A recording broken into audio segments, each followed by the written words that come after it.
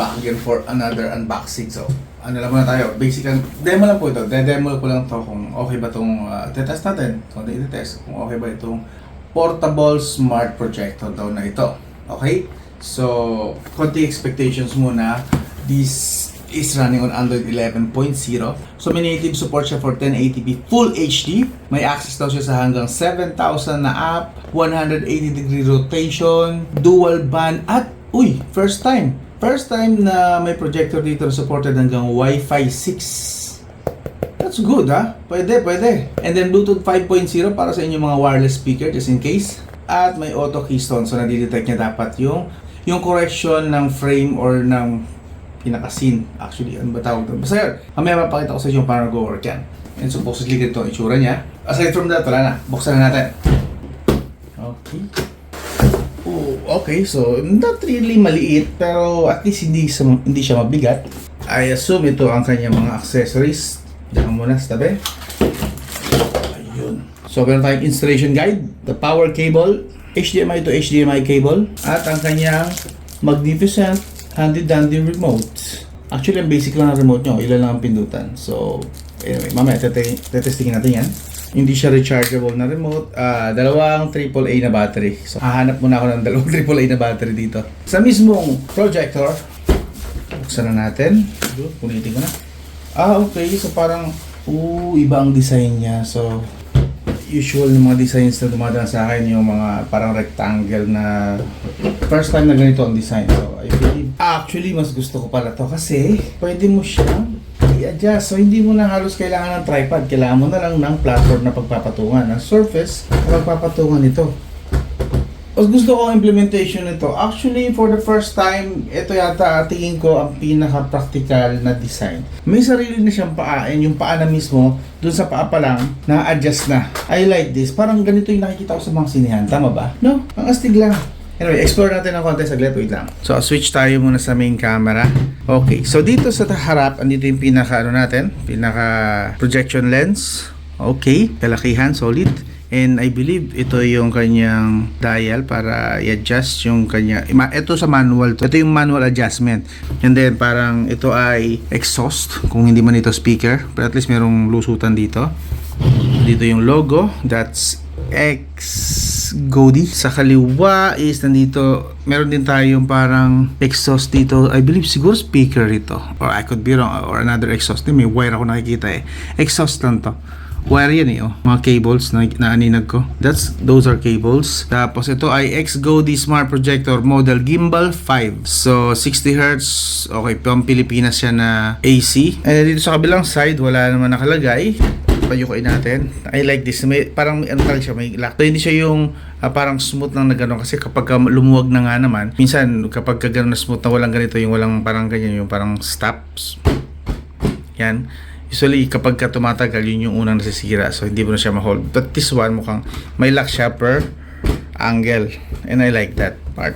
So, tignan natin yung likod. So, dito nakikita natin ang kanyang power port. I wonder kung natatanggal ito. Bakit ganito ang design nito? Hindi naman siguro. Hindi, mukhang ano lang to. Parang exhaust din yata. And then, ito yung power button. May click naman siya. Type A, I believe pwede kang magsaksak dito ng USB and then babasahin na lang niya para i-play in case na nandito yung mga movies mo, so on and so forth. And then, meron din tayo rito 3.5mm jack. That's good. I don't know what that is. Mukhang crater lang yan dyan. Hindi ko alam kung para saan yan. And then we have the HDMI. Tapos merong butas. I believe siguro pang reset ito. Itong butas na ito. Pero ito yung nakikita natin na port. At least yung mga obvious na port. And then may naaninag ako sa loob na parang ano. I'm not sure kung makikita. Pero parang mayroon siya dun. Parang speaker grill. Siguro. We'll see later. Ano pang mga feature na meron siya. Yung mismong base niya or yung stand is mukhang basic plastic lang naman ito. Yeah, it feels plastic. Mukhang plastic nga lang. Yeah, plastic lang ito.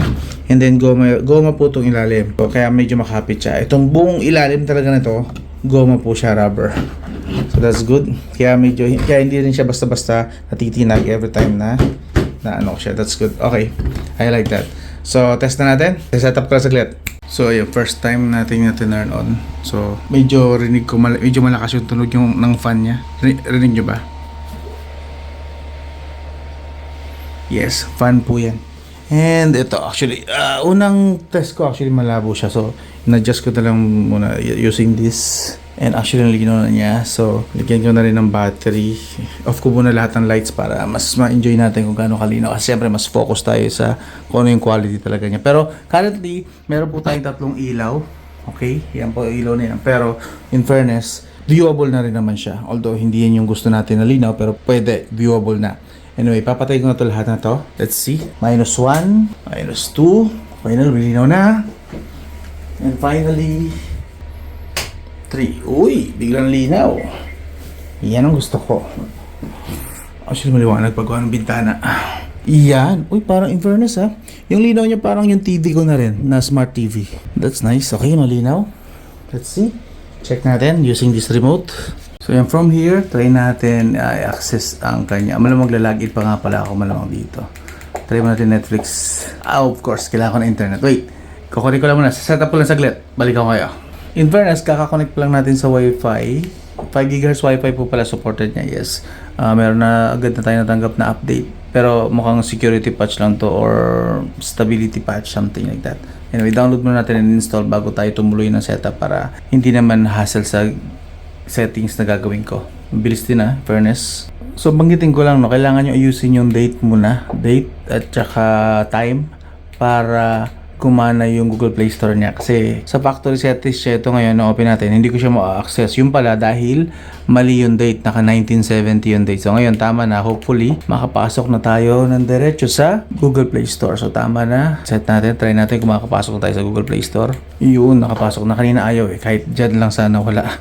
Kasi nga mali pala yung date. So make sure na tama po pala yung date. Tama yung date sa settings. Saka po kayo mag-sign in using this sa kanya sa settings sa Google Play Store tsaka so on and so forth. Kung saan nyo gusto mag-login. Importante po kasi yun. Gawa ng pag hindi nagtugma sa internet yung tamang oras ng location mo, madalas hindi naglo-load yung mga page at saka yung mga applications na kagaya nito. So make sure, again, tama yung date and time. Okay?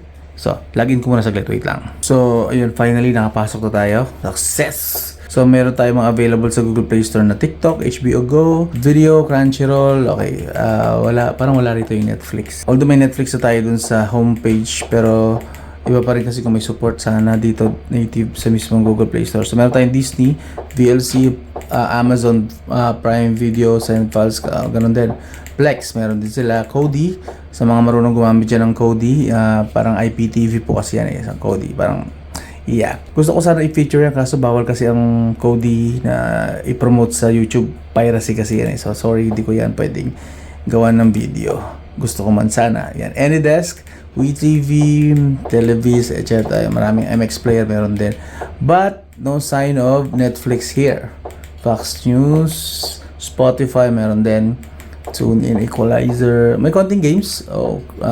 Crossy Road, Shark Racing. So may mga ganito rin, pero I wouldn't recommend na mag-install kayo niya kasi hindi po pang gaming ang chipset nito at saka RAM. Pansin nyo, dito pa lang sa remote, pag pinindot ko, may delay siya na around 1 second to 2 second. Hindi naman, mga 1 second lang to be exact. O, hindi naman 2 second. So may delay. So hindi siya real time yung kanyang remote. So doon pa lang malalaman natin, hindi talaga to designed for gaming. So please, hanggat maaari, huwag nyo lagyan ng games. But kung di ko yung mapigilan, mga anak nyo kasi gumagamit or something, okay, kaya yan, discarding niya. But yun, again, wala ako nakita rito na Netflix. And then habang installing yan, labas muna tayo saglit. Dito tayo ng home. And I wanna check actually first the YouTube bago yung Netflix. Okay, so mukhang maganda nga. Ang linaw, in fairness, malinaw. I'm not sure kung na-justify nitong camera. Pero sa personal po, ang ganda, malinaw. And huwag tayo dyan, baka mapiracy tayo. Dito na lang tayo muna sa search tayo. Search. Ito, kung mapapansin nyo, pwede po tayo mag-switch from, ito yung for directional button. Pag ginamit natin yan, as you can see, gagalaw siya. See? But, if may mga instances na parang hindi abot ng directional button, you can always switch to mouse mode. So, pag pinindot nyo po ito, magiging mouse po yung cursor. So, yun ang, I'm not sure, makikita nyo. Yun, wala, yun. Yan ang gumagalaw. Yeah, mouse mode po yan. Just in case na kailangan nyo. Tulad kanina, habang nagla-login ako, hindi siya maabot, hindi ako makarating dun sa isang button gamit itong 4 directional na buttons. So, butin lang may mouse mode, isang pindot lang, and then yun. Napindot ko yung isang button na hindi abot dito. So yeah, for special purposes lang naman itong mouse mode na to. Pero para sa akin, mas convenient pa rin na naka-off ang mouse mode and use the 4 directional button as is. Yan, as you can see, meron tayong ganyan. So, search ko muna, magpa-play muna tayo ng isang video na walang copyright para safe, okay? Yan, try natin itong LG V50S. You know. In fairness sa speaker, for another parang review na okay, not bad, not bad. Hindi siya super pino. At least siguro, dahil siguro hindi naman pitch black dito sa kwarto. Mayroon pa rin kasing nalusot na liwanag galing dun sa bintana. May konting liwanag po kasi. But, considering, very watchable po. Maganda na rin naman. Pero not really super crisp yung pinaka quality. Maybe I'm not sure kung pwede kong i-adjust yung yung resolution. Ay, pwede pala. So, try ko i-adjust yung resolution. Taasan ko lang ng konti. Naka 720p, yakit natin sa 1080p. Akit pa natin. I wonder kung kaya pa ng 2K resolution. Hindi ito magiging detalyadong review. Yun, mas naging pino nga siya. Yeah, 2K resolution, goods. Alright. Naririnig niyo yung volume ng speaker niya. Actually, built-in speaker pa po yan. Wait built-in speaker po yung naririnig yung yan. Ngayong 2024. Okay? Adjust ko yung volume kasi hindi ko pa siya actually na-adjust. Ito, volume. Wait lang ha. 100% volume na yun. Yun yung sagad niya pala. So, may ganitong technology, ganito pa rin kaganda na screen, ganito kagandang design, may ganito, may LDAC, so on and so forth. Sulit pa ba ito ngayon? Kasi it's not bad actually. Yung speaker niya, good para sa room. Hindi mo na kailangan ng external speaker. Again, meron naman siyang 3.5mm jack. Meron din siyang Bluetooth support. So, meron tayo. Pwede natin siyang i-connect sa Bluetooth speaker. But yung as-is niya na speaker, pwede na kung sa room nyo lang po siya patutugtugin or paanda rin. But kung nasa labas kayo, kailangan nyo talaga dito ng external speaker. Either wired or wireless. Kasi hindi siya ganun kalakas para sa akin. Pero dahil nandito lang tayo sa room, nasa studio, para sa akin, sapat na yon. Again, depende sa yan. Pero okay na rin, decent naman yung loudness ng kanyang speaker. And the quality actually not bad. Not the best actually, pero pwede na, not bad na. Kita nyo naman. And if we zoom in natin ng konti para ma-appreciate nyo ng konti. Ayun, no? Halos hindi nyo naman nakikita na yung pixel. Halos walang pixel na eh. That's times 3 zoom in. Zoom out tayo ng konti. Ayan. So, ano na, pwede na. Very viewable na, makakanood na kayo dito. Hindi na kayo makakapagreklamo. Maganda na rin naman siya. Lipat tayo sa mas colorful na video. Yan. Mas tingnan natin kung mag-work dito yung pwede. Maganda naman pala. Pag sinalangan mo siya ng high, inako lang ng volume para magkaintindihan. Baka hindi tayo nagkakaintindihan eh. Pag sinalangan natin siya ng high definition or HDR type or any colorful naman na mga videos, kita nyo naman, buhay na buhay. By the way, dahil malapit lang po yung projector, more or less nasa 50 to 60 inches lang itong size ng TV. Of course, kasi malapit nga lang po, parang isang di pa lang mahigit yung pwesto nung yung projector to here. Mga isang di pa at 1/4 lang ang distansya. Isang di pa lang po yan. Imagine kung isa-set up nyo itong projector na to sa mas malayo, like mga 3 di pa, 5 di pa ang layo. So, parang sinihan na talaga inyong wall. And best scenario talaga na gamitan ng ganito is either black na wall, gray na wall, o white na wall. Doon po maganda ang output. Currently, we are using a white wall. Pero again, maganda rin po yan sa black wall at saka gray wall. Black wall yung ginagamit sa sinihan, kung tandaan nyo.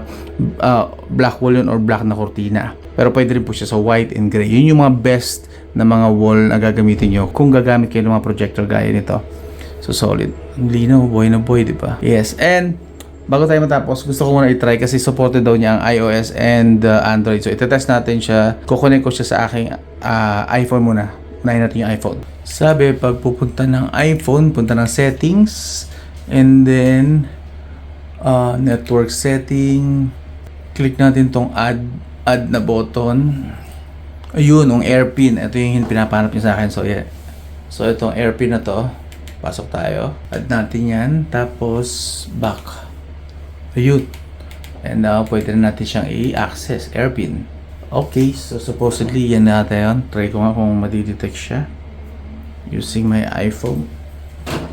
This one I believe ATV127. Ito ba yun?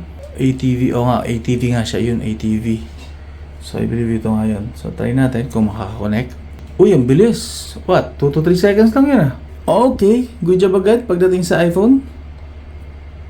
Okay, may delay siya na around 1 second. No, mapapansin nyo. Oh yeah, kapindot ko. Let's go sa YouTube. Yeah, may delay siya. Hindi siya real time yung pagka. Delay 1 second. So I believe acceptable na yun. Yun na lang gagamitin siguro ito sa gaming. Pero possible siya sa gaming. Pero ang bilis ng connection. Hindi ko ina-expect na ganoon siya kabilis magko-connect. How about we try TikTok?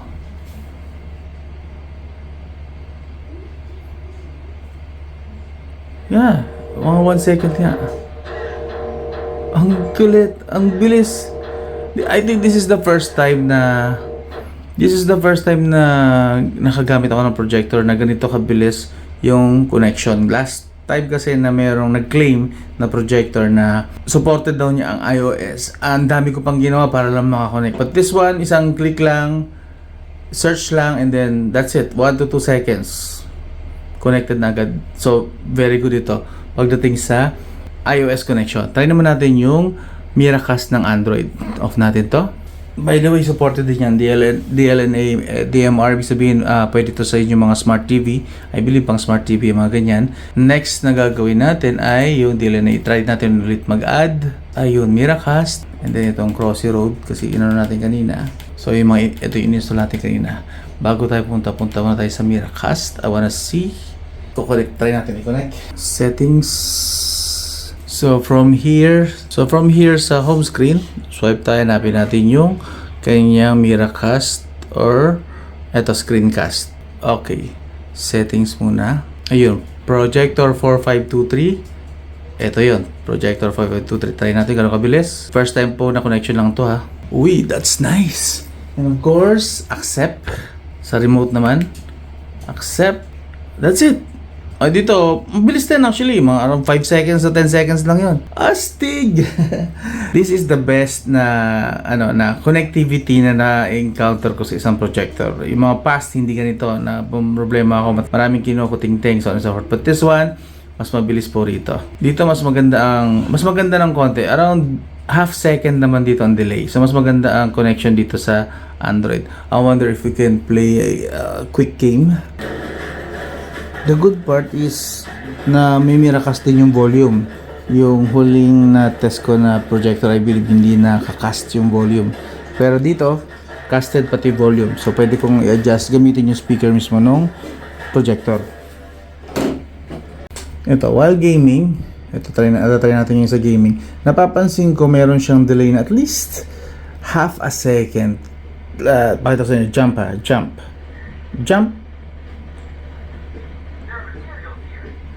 Kita nyo? So, pwede na. Kung gagamitin nyo siya for gaming, hindi naman siya super delay. So, very playable po. Not bad sa delay na nakikita natin. So, pwede po sa gaming. Again, jump. Yung tunog ng barrel. Wait, lakasan natin ang volume. Tunog ng barrel. Open fire! So, yun. Mga half a second talaga delay. There's a shield! Reloading ammo! It's not bad. Pwede na. Again, playable pero not the best. I wouldn't recommend this talaga na ito yung gamitin yung gaming. But again, very much playable po sa gaming. So, solid na to. Pwede na. Not bad. Again, gaming using this projector, pwede po as long as kaya nyo lunukin yung half a second delay.